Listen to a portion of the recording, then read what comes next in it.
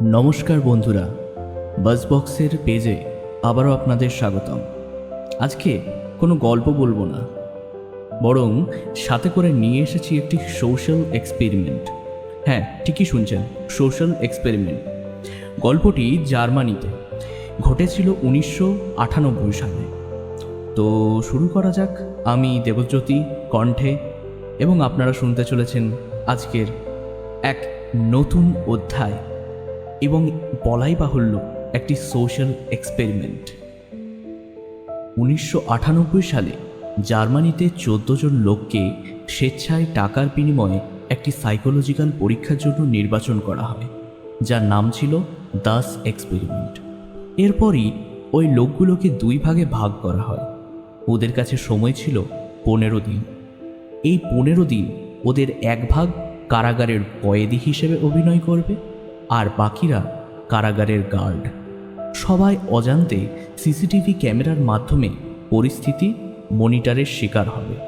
শর্ত ছিল, কোনো গার্ড কোনো কয়েদিকে শারীরিকভাবে আঘাত করতে পারবে না, অর্থাৎ কোনো রকম ভায়োলেন্স অ্যালাউড ছিল না। প্রথম সব কিছু ঠিকঠাক থাকলেও 2 দিন পার হওয়ার আগেই গার্ডরা কয়েদিদের ওপর ক্ষমতা প্রয়োগ করা শুরু করে। শেষের দিকে তো পুরো এক্সপেরিমেন্টার 12টাই বেজে যায়। লক্ষ্য করুন, ওরা জানে ওরা কেউই আসল গার্ড নয়।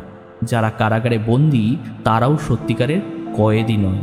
ওদের শুধু অভিনয় করতে বলা হয়েছে কয়েকটা দিনের জন্য। অথচ 72 ঘন্টা পার হওয়ার আগেই শুধুমাত্র বন্দীদের ওপর নিজের ক্ষমতা জাহির করার জন্য ওরা কারাগারের লাইট অফ করে, গ্যাস ছেড়ে, কয়েদিদের জামাকাপড় খুলে উলঙ্গ করে শোয়ার একমাত্র বিছানাটাও বের করে নেয়, যাতে কেউ ঘুমোতে না পারে। শুধু তাই নয়, সময় গড়ানোর সাথে সাথে গার্ডের দল কয়েদিদের হাত পা বেঁধে নির্যাতন করে, তাদের মুখের ওপর প্রস্রাব করে, এবং আরও কত কি।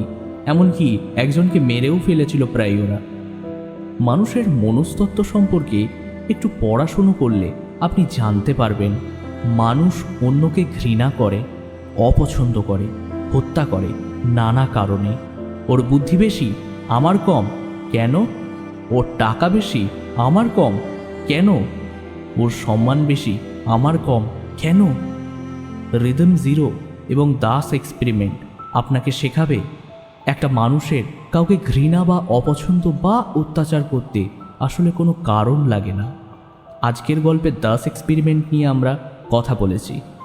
পরের গল্পে যদি আপনারা চান তাহলে রিদম জিরো এক্সপেরিমেন্ট সম্পর্কেও আপনাদের জানাবো। অর্থাৎ এই গল্প থেকে আমরা বুঝতে পারি, একজন মানুষ কোনো রকম কারণ ছাড়াই আরেকজনকে হিংসা করে, ক্ষতি করে, তার বদনাম রটায়।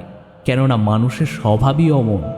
মানুষ কোনোদিনই শান্তিকামী ছিল না, নয় এবং থাকবেও না। সে সবসময় হিংস্র, লোভী, বর্বর এবং ভণ্ড। তাহলে প্রশ্ন জাগে, এই দুনিয়ায় কি ভালো মানুষ বলে কেউ নেই? আছে, হাতে গোনা ওই 2-4 জন।